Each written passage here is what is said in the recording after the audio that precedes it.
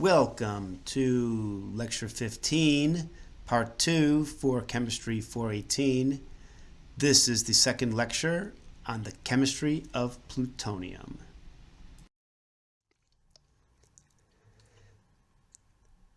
This part of the plutonium lecture is going to focus on the metallic state of plutonium.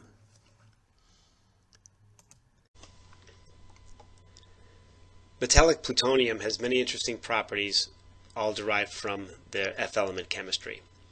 The density varies, but can be close to 20 grams per milliliter, and has a relatively low melting point around 600 C. There's strong interest in metallic plutonium related to how it's made, the processing, the relationship between the structure that's produced, and the resulting properties. So this relationship is important for understanding the behavior of plutonium metal. There's also large interest in the reactions of plutonium metal with water and oxygen due to formation of oxides. And there's also studies related to the impact of sulfur radiation. How does that influence the behavior of plutonium metal? Now, plutonium metal can be formed a number of ways, mainly through metal reduction with solutions that are reductive for the plutonium compound. For instance, plutonium tetrafluoride can be reduced in calcium metal, where the plutonium tetrafluoride goes to the metal and calcium goes to the fluoride. So this is performed by first producing the tetrafluoride species, inserting it into calcium metal, melting the calcium. When the reduction occurs, plutonium is more dense and it solidifies at the bottom of the crucible.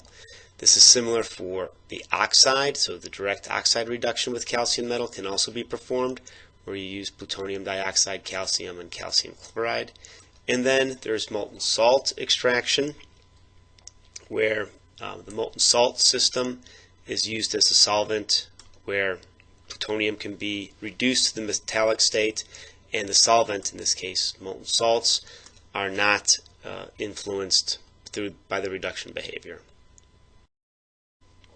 Electrorefining is this process where plutonium is formed into a metal in a molten salt system. In this case, liquid plutonium can oxidize from an anode ingot into an electrolyte salt. The salt is at elevated temperature above the melting point of plutonium metal. So the plutonium can be introduced, oxidized plutonium-3. This plutonium-3 can go to the cathode, where reduction occurs, and when the plutonium metal is formed, it melts and it drips off the cathode into a criticality shape, a criticality safe shape, as this ring shown here. Plutonium metal can also be purified through zone refining. In this case, plutonium metal can melt. Some of the impurities will not melt, such as oxidize. They'll form a slag. So you could take plutonium metal, you have a melt zone in which the plutonium metal can pass through at a slow rate. The impurities travel in a direction either the same or opposite of the melt, but you wind up having a section of the metal that has a relatively pure plutonium phase and a phase that contains the impurities. Another interesting property of or purification route for plutonium metal is shown here, where you can do vacuum distillation of americium that would be produced from the decay of plutonium-241 in a plutonium sample.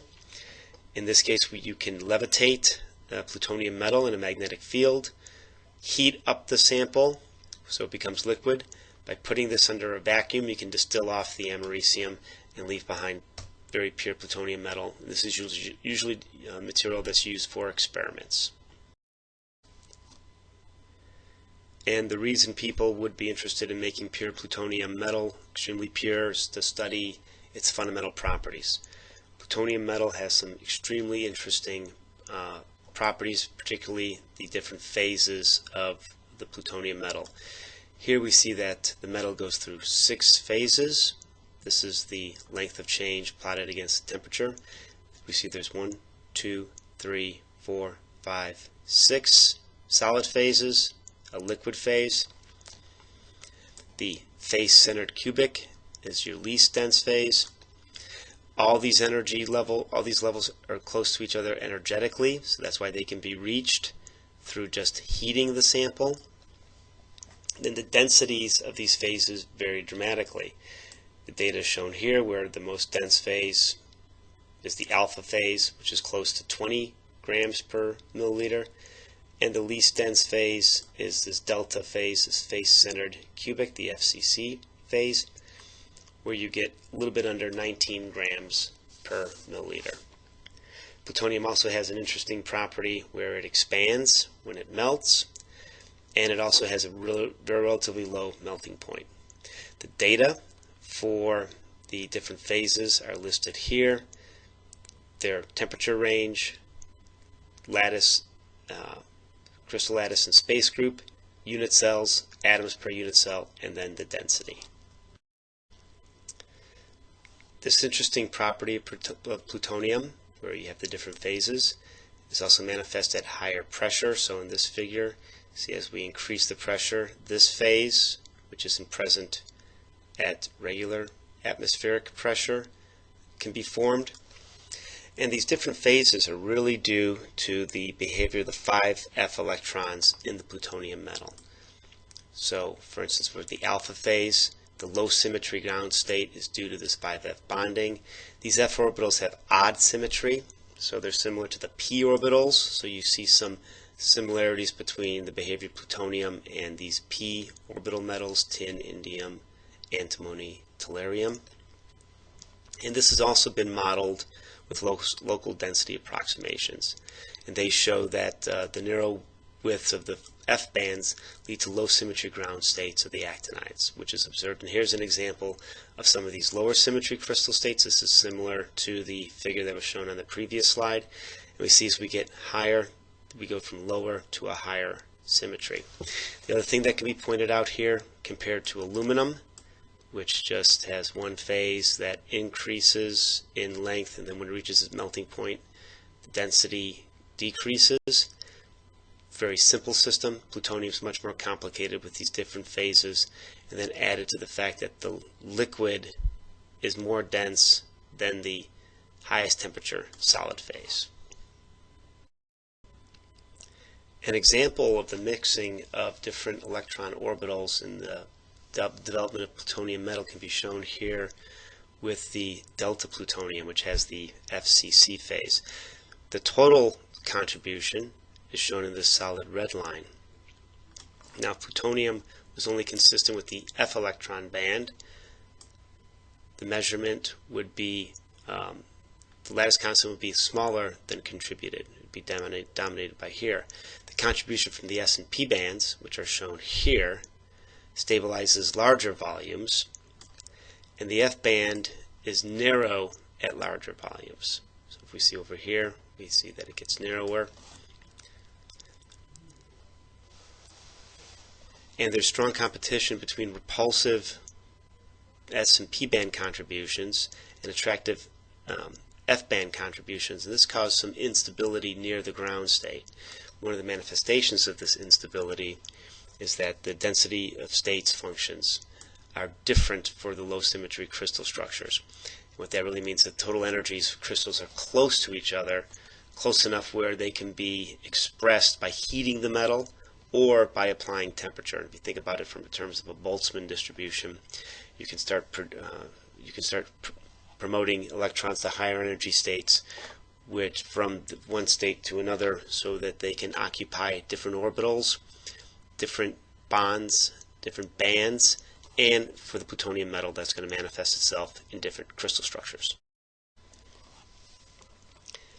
As we mentioned, these F electrons' behaviors change with lattice vibrations or heating, so they can be manifest and reached by just heating the sample of plutonium, resulting in these different phases. And these interactions with temperature result in the phase transformations between the alpha all the way to the other phases that are present.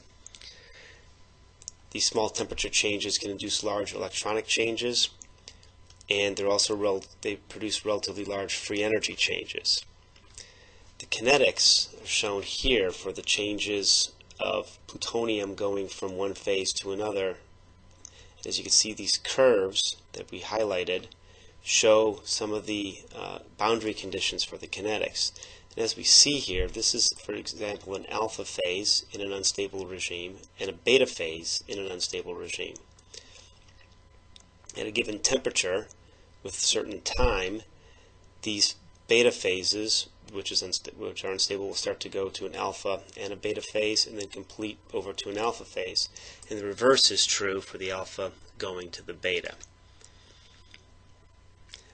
This behavior is all related to the mixing of the different orbitals that can be occupied in the plutonium metal.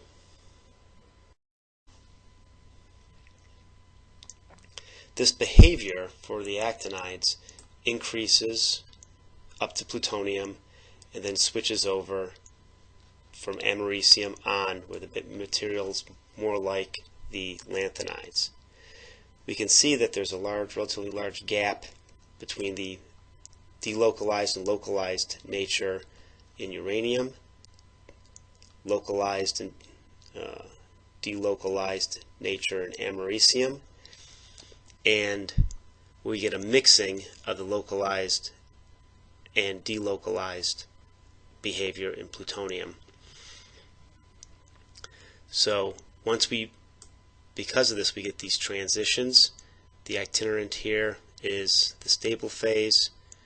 Over here we get a mixture of going it from delocalized to localized, where in the americium the F electrons are more localized. And then here's fundamentally the fraction of 5F electrons involved in bonding. As we see, we start off with the alpha phase. As we would see here, we have largest amount of itinerant behavior. Right, so the F electrons are involved in bonding. We get a decrease as we go down. We go to the least dense phases have the lowest amount of F electron contribution in the metal bonding, and we actually go up when we hit the liquid phase. Another way of viewing this behavior in the F element behavior in the actinides is shown here. As we go from neptunium to plutonium, we see the phases get more complex, and then as we go beyond plutonium, the F bonding decreases and the phases become much simpler. This is also observed here, where we get simple phases. We start increasing, we go up to plutonium, the phases become more complex. We're increasing the F orbital behavior and F orbital interactions in the materials. And then once we get beyond plutonium towards americium, the systems becomes much simpler.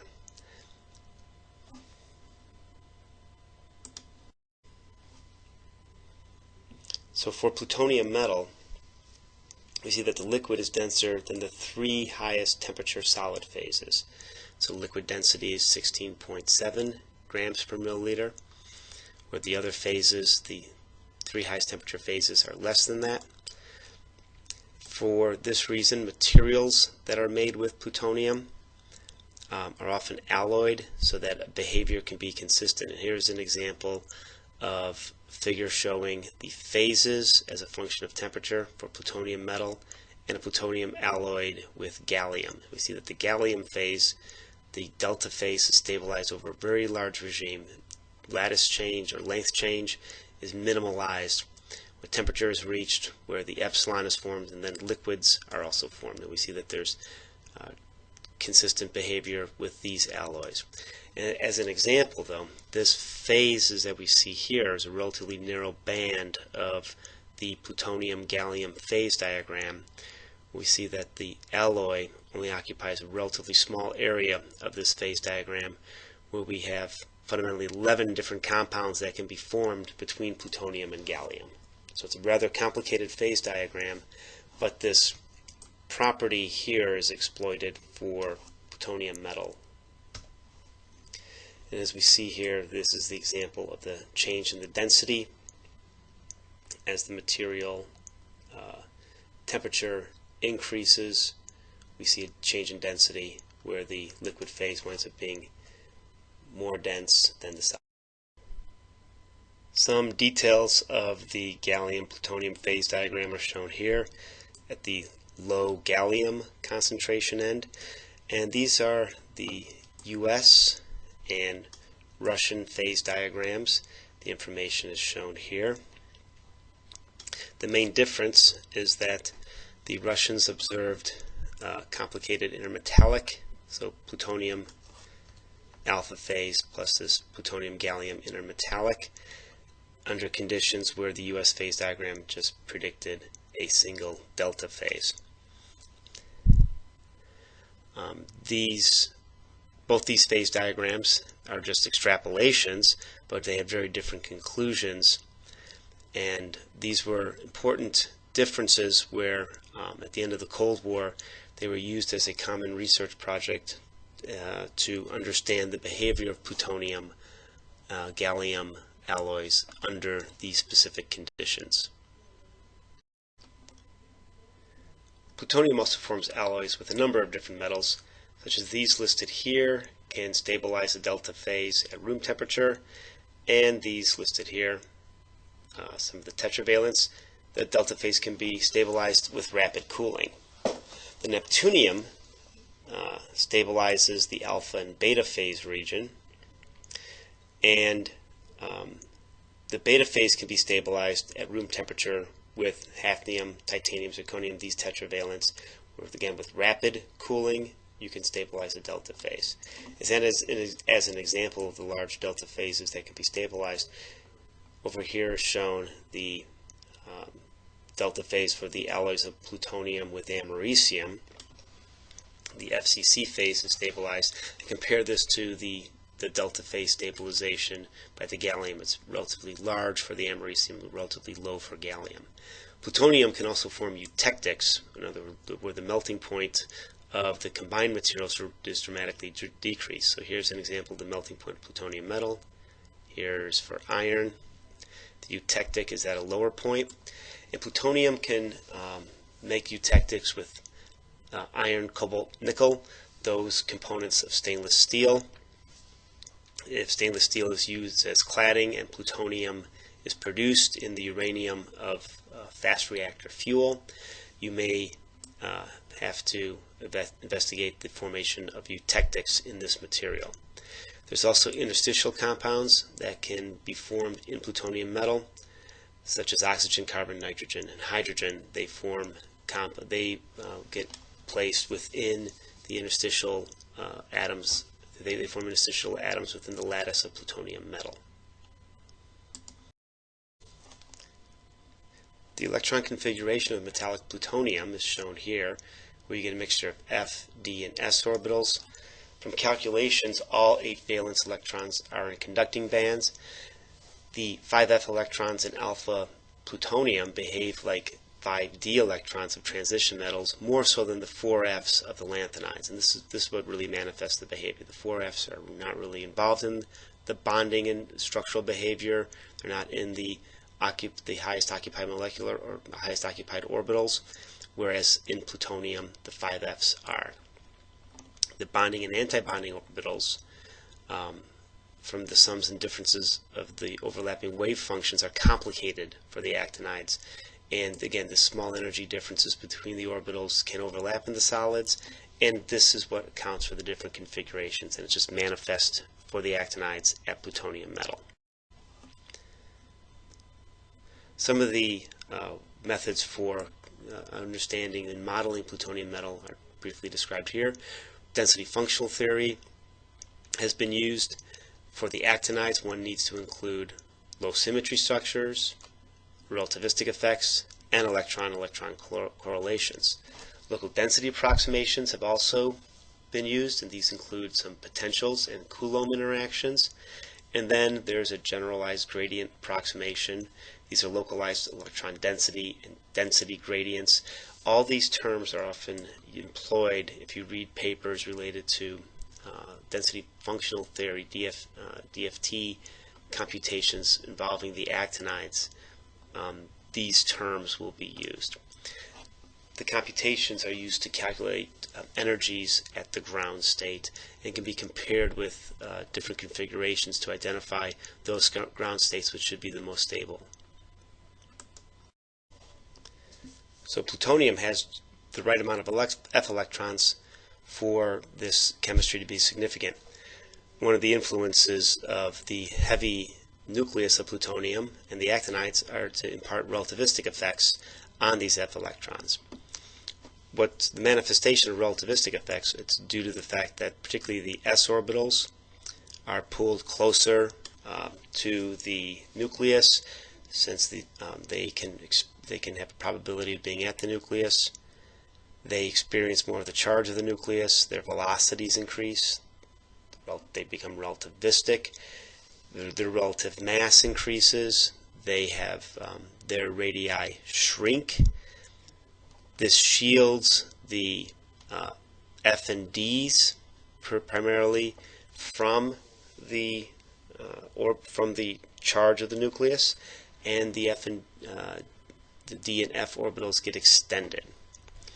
So we can see this behavior here, where if we examine the 4F in trivalent samarium, where the dashed line here is the relativistic calculation, the non-relativistic calculation, the solid line is the relativistic calculation. We see there's a slight extension on the relativistic, but if you compare that to the plutonium, the isoelectronic plutonium, you see that the relativistic calculation is further extended to the point where an area where the distance is important for bonding, you will get F electron contribution. So this relativistic effects allow 5F electrons to participate in chemical bonding because they're relatively far from the nucleus compared to the 4Fs. And if we look at the 4Fs here, by this point, so let's say 1.5 angstroms, very little probability of finding them at those 4Fs at this point, where we have a much larger probability of finding the 5Fs.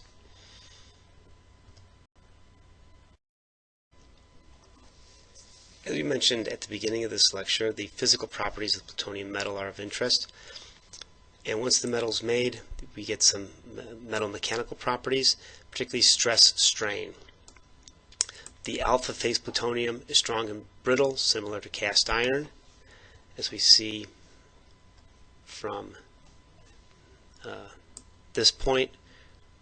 Cast iron plutonium metal shown here, where the delta phase shows this limited elastic response followed by plastic behavior, basically the same sort of behavior as aluminum. The delta phase has something low yield strength and ductile fracture. So the properties of these two phases are radically different. As we see with the alpha phase, it's more like cast iron, where it would just fracture after putting a certain amount of stress onto it. It wouldn't bend very much, whereas the delta phase would act more like aluminum. It would start to, after a certain amount of stress, it would start to increase. It would start to increase in length. So an example, for those of you who have not seen stress-strain relationships, is shown up here.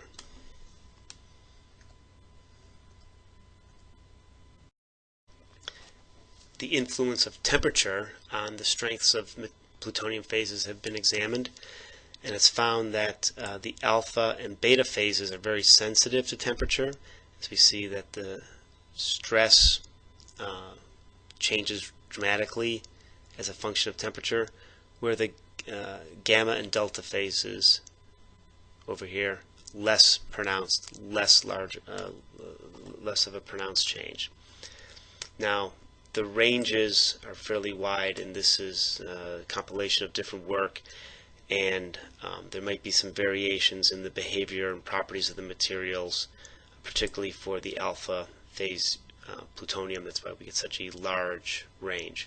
But what we do see as what's consistent is this large change in stress as a function of temperature. So 100 degrees, we go from something on the order of 100 to 400 megapascal, where for the gamma and delta phase, over 100 degrees for the delta phase, we hardly get any stress change.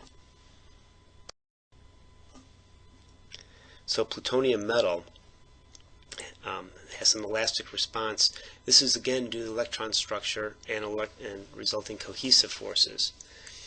Metallic bonds, when they interact, they tend to have high cohesive forces that give high elastic constants.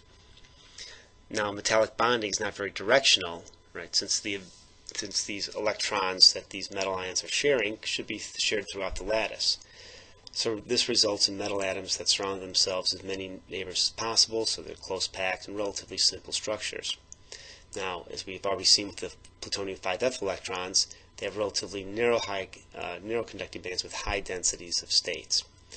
So plutonium has typical metal properties at elevated temperatures or in alloys, as we've seen, but for the lower temperatures we have this low symmetry. And again, this not only has this structural behavior, but has some of these mechanical behaviors that go along with it. And again, it's all linked to the behavior of the F electrons. Now, one of the investigated properties of plutonium metal is this corrosion relevant oxidation. This mainly has to do with the fact that the metal itself is very dense, the oxides are less so, so any corrosion or oxidation is accompanied by swelling of the material since the density is decreasing. What's been examined is formation of oxide layers, how these oxide layers form, and the role of water and oxygen in the atmosphere on the corrosion and oxidation of plutonium metal. Plutonium metal has pyrophoric properties, so it's known that the oxidation can be very rapid. What is known is that the corrosion depends upon the chemical conditions of the plutonium surface. So if there's low amounts of oxygen present, as opposed to forming UO2, Pu2O3, so the trivalent as opposed to the tetravalent oxidation state can be formed. This phase actually promotes corrosion by hydrogen. So the role of water, again in the presence of oxygen, is important. Another thing is the formation of the hydride can increase the oxidation of plutonium in oxygen by 10 to the 13th. So a small amount of hydride formation, for instance from water, can have a very pronounced effect on any oxidation of the plutonium. There's also a hyperstoichiometric dioxide that can form in the presence of water, and this can enhance the corrosion of plutonium metal in moist air.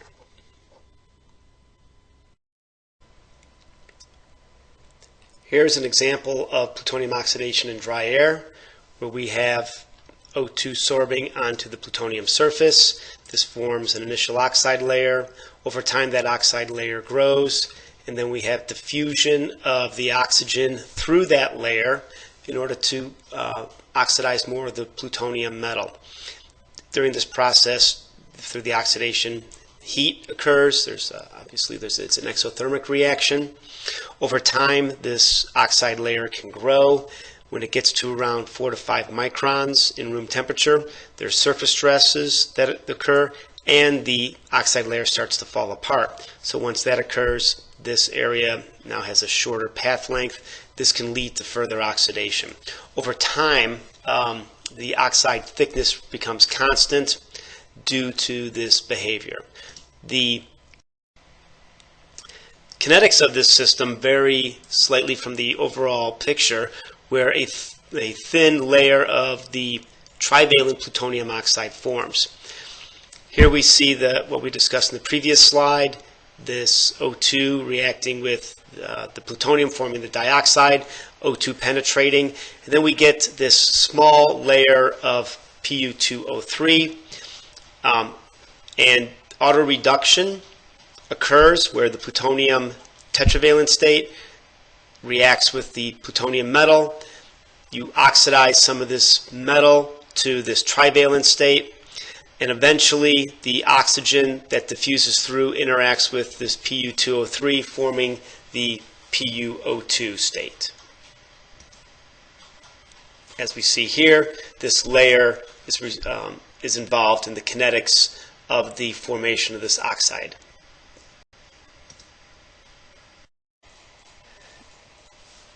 The oxidation kinetics of plutonium metal and alloys have been examined in a number of conditions, primarily dry air and water vapor. The data shown here, and what we have is the log of the reaction rate R versus 1 over T. So the slope of these is proportional to the activation energy for the corrosion reaction. Curve 1, shown here, this is just the oxidation rate of unalloyed plutonium in dry air or dry dioxygen at atmospheric pressure. We see that this overall rate is between these values here and these values here. This other curve, where the rate is where we have our rates higher at the same temperature. So as we see here, 100 degrees, 200 degrees, this is the inverse of the temperature down here. We see that this includes water vapor up to 0.21 bar. We see that this has been examined over a few temperature ranges. The behavior is consistent for temperature ranges up to 110. Then from 110 to 200, we see this change occur.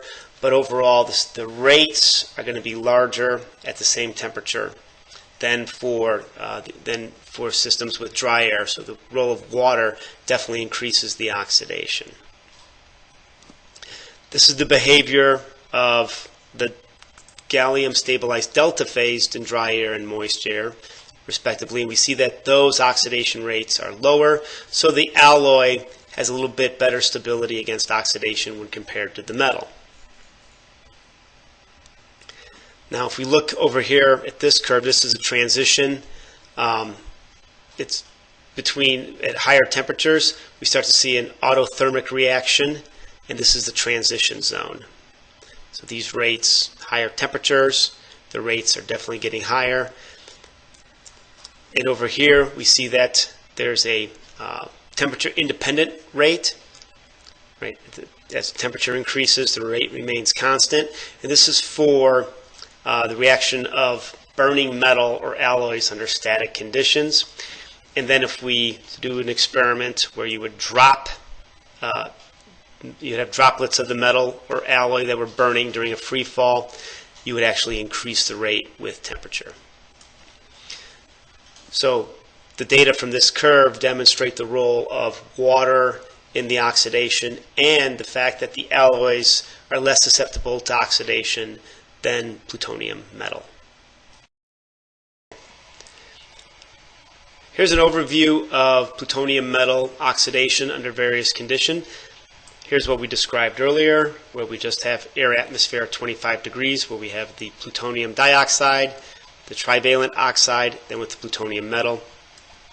If the atmosphere is varied, and we have either inert gas or dry air, what we see at 25 degrees over a long period of time is an increase of the growth of this PuO3 layer. Under dry air, it's a very thin layer. However, under the inert atmosphere, this layer grows into a rather large, it can be a rather large layer.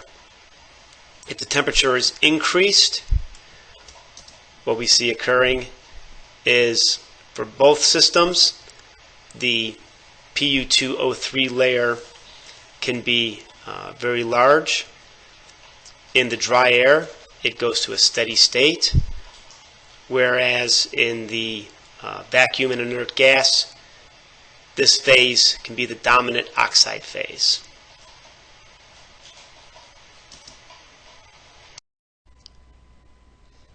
We can also examine the oxidation of plutonium as a hydride species. Here we see the rates for the oxidation of plutonium hydride that's coated plutonium, and this oxidation is done in air, a hydride of plutonium, or the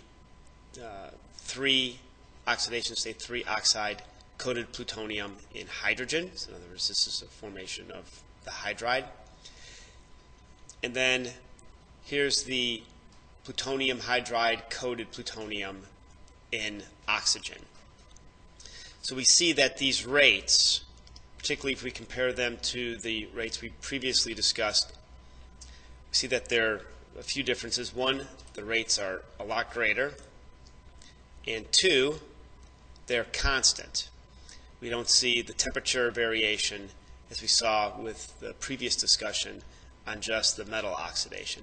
So the hydrides are definitely a system that one would want to avoid. This is one of the reasons that water is effectively removed from any stored plutonium metal. And as we see here, this hydride is readily oxidized by air. And then if we go from an air to an oxygen atmosphere, the rate of oxidation goes up. And this hydriding occurs only after the dioxide layer is penetrated. So the hydrogen is kind of an initiating step. We see that these values are constant. And one of the things that we could take away from these constant values is that the surface acts as a catalyst for the oxide reaction. So the hydride, it's not a true catalyst.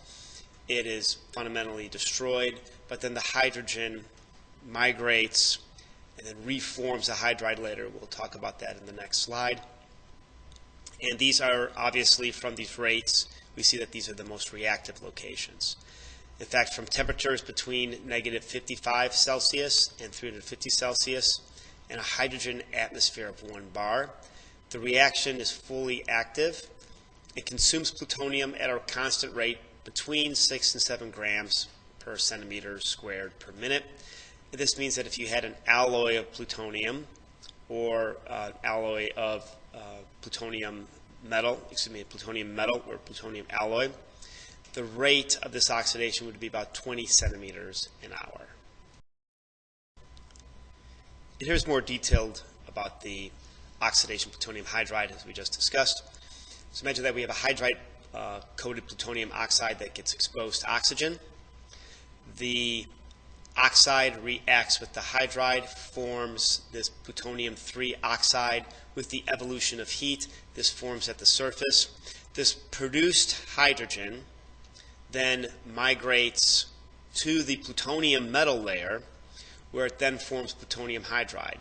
This is an exothermic reaction and helps drive this formation. That's why the kinetics are so rapid. It's almost a autocatalytic type of reaction. The process is that we get oxygen absorbs at a gas-solid interface as the dioxide, as shown here. So this dioxide forms the plutonium-3, the Pu2O3 species. And as the O2 dissociates and enters the oxide lattice as the anionic species, as what's shown here. Then we get this thin layer of we get this layer of oxide, and a thin layer of the dioxide may exist at some sort of surface or some interface, but it's not a dominant species. So as this oxide enters the lattice, we definitely form some oxidation. This migrates down to the hydride lattice area, where we get the formation of the oxide. And the oxygen for this reaction is exothermic, forms the dihydrogen, and that forms the plutonium hydride. So we see that the surface is where the reaction occurs, but we get a migration of both the oxide and the hydride through the plutonium metal. Now, why this is important is that for storage of plutonium metal, you want to prevent any sort of oxidation from occurring, because it goes from a very dense material to a lighter material. That means you have swelling, as an example here, of 2 storage containers that contain plutonium metal. Upon the reaction of this oxidation reaction, the material converted from the metal to the oxide and the hydride, swelling the package, and in one case, bursting the package. When you've completed part 2 of the lecture on plutonium chemistry, please proceed to the third and final lecture.